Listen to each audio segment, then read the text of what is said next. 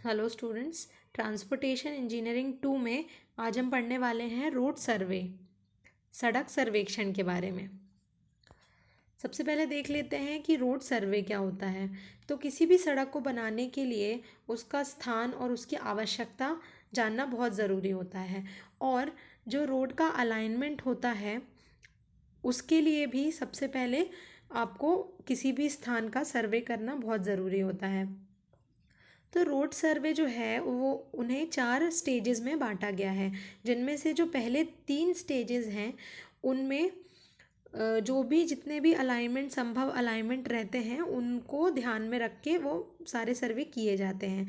जबकि जो last stage रहती है या 4th स्टेज रहती है उसमें जो 3rd स्टेज में आपको फाइनल अलाइनमेंट मिलता है उसकी का आप डिटेल सर्वे आगे करते हैं।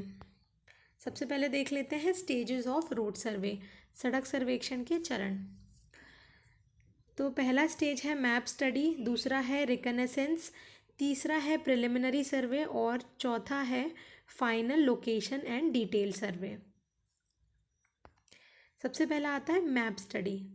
अब जिस स्थान पर सड़क प्रस्तावित है ना, यदि उस स्थान का टोपोग्राफिक मैप उपलब्ध है तो उस नक्शे की मदद से आप रोड का उपयुक्त मार्ग जो है उसे समझ सकते हैं। अब टोपोग्राफिक मैप जो होता है वह इस तरह का नक्शा है जिसमें कि पृथ्वी की जो सतह है ना, जो लैंड का सरफेस है उसमें जितने भी उतार चढ़ाव आते हैं उसके बारे में उसमें लिखा रहता है। मतलब अगर कोई नदी आ रही है या कोई पहाड़ आ रहा है तो उस वो दर्शाया होता है उस मैप में। तो इन सब जानकारियों से आपको काफ़ी मदद मिलती है किसी भी रोड का अलाइनमेंट फिक्स करने में। ये जो टोपोग्राफिक मैप है वह आप सर्वे ऑफ इंडिया के ऑफिस में आपको मिल सकता है, जिसमें कि 15 से 30 मीटर कंटूर इंटरवल पर आपको ये मैप मिल सकते हैं। तो अब कंटूर क्या होता है कि कंटूर जो होते हैं वो सेम हाइट के जो पॉइंट्स रहते हैं उनको कंटूर बोला जाता है, और उनको अगर लाइन से जोड़ दिया जाए तो उनको कंटूर लाइन बोला जाता है। ठीक है। तो ये जो मैप है वो आप सर्वे ऑफ इंडिया के ऑफिस से ले सकते हैं और वहाँ से आप उस मैप की यूज़ से सर्वे कर सकते हैं। ठीक है। अब इन नक्शों में उस स्थान की मुख्य आकृतियाँ जैसे कि नदी, पहाड़, खाई आदि का पता लगाया जा सकता है, और इन्हीं सबकी मदद से सड़क के वैकल्पिक रूट जो भी हैं है ना वो भी मिल सकते हैं। ठीक है। और साथ ही संभावित रूट को नक्शे में भी दर्शाया जा सकता है। मतलब आप वहीं से आप ये समझ सकते हैं कि यहाँ यहाँ से आपकी रोड जाएगी और उसी रोड को आप उस मैप में प्लेस करके भी देख सकते हैं। ठीक है। तो अब इन सभी वैकल्पिक मार्गों का चुनाव कुछ इस प्रकार से किया जाता है।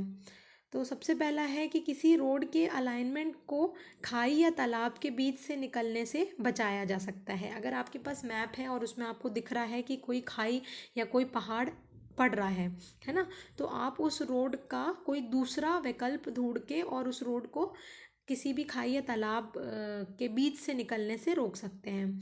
ठीक है। इसके बाद ही जब कोई रोड किसी पहाड़ की श्रृंखला को पार कर रही हो तो उसे स्थिर घाटी की ओर से निकाला जा सकता है। इसका मतलब है अगर जो रोड है जिसे बनाना है, जो दो स्टेशन है जिनके बीच में रोड बननी है, अगर उस स्टेशन के बीच में कुछ पहाड़ की श्रृंखला आ रही है, ठीक है, तो अब सभी पहाड़ों के बीच में से सुरंग बनाना तो बहुत ही महंगा काम होगा। तो आप ये कर सकते हैं कि जो उनके बीच में जो कोई स्थिर घाटी पड़े है ना, जो आती है कोई स्थिर घाटी, तो उसमें से आप उस रोड का जो अलाइनमेंट है वो फिक्स कर सकते हैं। इसी तरह से अब किसी पुल की अनुमानित लोकेशन अगर आपको तय करनी है कि यहाँ से मान लीजिए आपकी रोड जाएगी और यहाँ से आपका पुल जाएगा, तो आप उस लोकेशन को भी फिक्स कर सकते हैं और यह भी देख सकते हैं कि वो जो पुल है वो किसी भी नदी के मोड़ पर ना बने, है ना। यदि रोड किन्हीं दो बिंदुओं को जोड़ने के लिए बनाई जाती है जिनमें से एक पहाड़ के ऊपर है और एक जो है वो पहाड़ के नीचे है, तो ऐसी स्थिति में आप क्या कर सकते हैं कि आप जो भी ढाल पड़ने वाली है या जो भी वक्र या मोड़ पड़ेंगे उस रोड पे, उनको भी आप फिक्स कर सकते हैं अलग अलग तरीक़ों से मैप की मदद से। ठीक है। अब आगे आते हैं रेकनेंस सर्वे में। तो ये सेकेंड स्टेज सर्वे, जब आपका मैप स्टडी हो जाता है इसके बाद आपका रेकनेंस सर्वे स्टार्ट होता है। अब जो रोड की लोकेशन जो कि मैप स्टडी में निर्धारित की गई थी, इस सर्वे में उन्हें और ध्यान से समझा जाता है तथा उनमें से सबसे सक्षम और व्यवहारिक रूट को के चुनाव करने की ओर कार्य आगे बढ़ाया जाता है। ठीक है। अब ये सेकेंड स्टेज सर्वे है, तो इसमें जो भी आपने मैप स्टडी में किया हुआ है उसी के आगे का काम आप इसमें करने वाले हैं। तो आप क्या करेंगे इसमें कि जैसे कि खाई है, नाला है या दलदली क्षेत्र है ना, या फिर कोई स्थायी संरचना है, तो उसमें जो रोड के चुने हुए मार्ग में अगर वो आ रही है तो आप उसकी जो जानकारी है और वह जानकारी जो है वो मैप में नहीं है, तो आप ये रेकनाइज सर्वे करके ये जानकारी प्राप्त कर सकते हैं।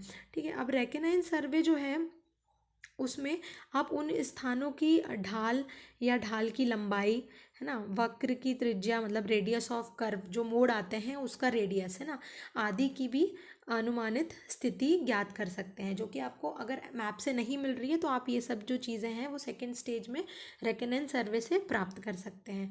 तीसरा है वहाँ पर पड़ने वाले नहर नालियों की गणना एवं उनमें अधिकतम बाढ़ का स्तर, है ना, तथा भूतल में पानी का स्तर भी आप पता लगा सकते हैं। इसके साथ ही उन स्थानों की मृदा का प्रकार फील्ड टेस्ट और जियोलॉजिकल ऑब्जर्वेशन से आप पता लगा सकते हैं। मतलब ये सर्वे में टीम एक वहाँ जाएगी और उसी पूरे एरिया का सर्वे करेगी। ठीक है। तो उससे क्या होगा कि आप देख के बता सकते हैं कि वहाँ पे कौन सी मिट्टी है ना, और आप बता सकते हैं कि वहाँ पे कौन सी नहर या नालियाँ पड़ने वाली हैं, तो उनके अकाउंटिंग भी आप लिख सकते हैं। इसी के साथ ही आप ये भी बता सकते हैं कि निर्माण सामग्री के जो भी स्रोत हैं, है ना, तथा पत्थर खदानों की लोकेशन जो है उस स्थल से कितनी दूरी पे है, ये आप पता लगा सकते हैं। और जब रोड पहाड़ी इलाकों से निकलती है तो इसके लिए कुछ अन्य विशेष प्रकार की भी जानकारियाँ चाहिए होती हैं, जैसे कि चट्टानों का प्रकार क्या है ना, भूवैज्ञानिक रचनाएं कौन कौन सी हैं, इसके साथ ही रिसाव प्रवाह कैसा है वहाँ का। तो इस तरह की जानकारी जो कि पहाड़ी इलाकों के लिए ज़रूरी है वह निकाली जाती है। अब जो रेकनेंस सर्वे है वो बहुत ही व्यापक क्षेत्रफल के लिए किया जाता है और वो करना भी काफ़ी चुनौतीपूर्ण रहता है। तो इसीलिए क्या होता है कि खुद जाने की जगह उस जगह का हवाई सर्वेक्षण भी, एरियल सर्वे भी किया जा सकता है। तो आपके पास दो विकल्प हैं, या तो आप टीम लेके वहाँ जाएं और सर्वे करें, और नहीं तो दूसरा है कि आप एरियल सर्वे करें।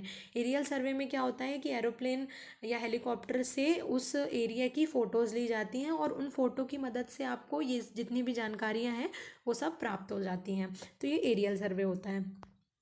इसके बाद आता है थर्ड स्टेज ऑफ सर्वे, जो कि है प्रिलिमिनरी सर्वे। अब प्रिलिमिनरी सर्वे का जो उद्देश्य है वो यह है कि देखिए सभी वैकल्पिक जो अलाइनमेंट है जिनका सर्वे पहले किया जा चुका है ना, तो उन जगहों से सभी प्रकार की जो भौतिक या टोपोग्राफिक या जल निकासी और मिट्टी जितनी भी वहाँ पे सॉइल है उसकी जानकारी विस्तृत रूप में, है ना, डिटेल रूप में आपके पास आपको इकट्ठी करनी पड़ती है। ठीक है। और सेकंड, आपको सभी प्रस्तावों की तुलना उनकी सुगमता एवं आवश्यकताओं के आधार पर भी करनी पड़ती है। मतलब आपके पास अब 4 प्रकार के मान लीजिए प्रस्ताव हैं, 4 अलाइनमेंट आपके पास हैं, तो आप उनकी तुलना करेंगे कि कौन सा सबसे सुगम है और सबसे ज़्यादा रिक्वायर्ड है ना। इसके बाद आप जो मिट्टी की खुदाई के कामों का काम है ना, और निर्माण के सभी पक्षों को भी ध्यान में रखेंगे। मतलब वहाँ पे कितनी मिट्टी की खुदाई आपको करनी पड़ेगी, या फिर वहाँ पे निर्माण का कार्य कितना आसान या कितना कठिन होगा, इन सब चीज़ों को ध्यान में रखते हुए आपको एक एस्टिमेट तैयार करना पड़ता है ना। और साथ ही दूसरे विकल्पों में भी जो खर्चे होते हैं उनका भी हिसाब लगाकर और उन सब की आपको तुलना करनी पड़ती है। मतलब 4 हैं अगर आपके पास विकल्प, तो आप चारों का एक अनुमानित एस्टिमेट निकालेंगे और उनमें खर्चों का हिसाब की तुलना करेंगे। ठीक है। और फिर अंत में जो सभी विकल्पों में से जो सबसे सही विकल्प आपको मिलेगा उसको आप फाइनल कर देंगे और उसको फाइनल अलाइनमेंट बोल देंगे। ठीक है। अब प्रिलिमिनरी सर्वे जो है उसकी भी जानकारी आप 2 तरीके से एकत्रित कर सकते हैं ना। पहला है पारंपरिक तरीका, जहाँ पे क्या होता है कि कुछ लोग जाते हैं, कुछ टीम जाती हैं और छोटे मोटे इंस्ट्रूमेंट लेके जाती हैं, और जो भी इंस्ट्रूमेंट मतलब उस जगह के लिए ज़रूरी हैं वो लेके जाती हैं, और साइट पे जाके पूरा सर्वे करती हैं मैन्युअली। ठीक है। और दूसरा होता है आधुनिक तीव्र तरीके से।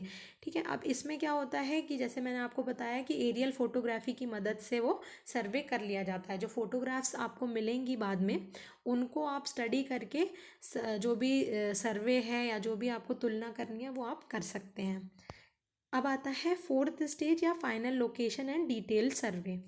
तो अब जब आपके पास एक अलाइनमेंट फाइनल हो गया है, जो कि प्रिलिमिनरी सर्वे के बाद आपको मिल गया है ना, तो उसको आपको पहले तो लोकेट करना पड़ेगा। लोकेट मतलब जहाँ पे वो बनना है, जो रोड बननी है, उधर पे आपको वो मार्क करना पड़ेगा। उसके लिए आप क्या करेंगे, वहाँ उस जगह पे जाके एक सेंटर लाइन को स्थापित कर देंगे। अब सेंटर लाइन जो है वो आपको मैप में भी और उस जगह पे भी, दोनों जगह ही बनानी होती है। अब जैसे ही वो सेंटर लाइन आप उस जगह पे स्थापित कर देंगे, उसके बाद आप उस क्षेत्र का, उस पूरे क्षेत्र का विस्तृत सर्वे करेंगे। ठीक है। डिटेल सर्वे करेंगे। अब डिटेल सर्वे में आपको सभी चीज़ों का अवलोकन करना होगा। जितने भी चीज़ें आपकी डिज़ाइनिंग के लिए ज़रूरी हैं, उन सभी चीज़ों का आपको वैल्यूएशन करना पड़ेगा। ठीक है। मिट्टी हो गई उधर की, उधर नदी या नाले पड़ रहे हैं तो उनका आपको डिटेल सर्वे करना पड़ेगा, है ना। तो इन सब चीज़ों को आपको बहुत ध्यान से और बहुत डिटेल में स्टडी करना पड़ेगा। तो ये थे आपके 4 स्टेजेस सर्वे के। Thank you.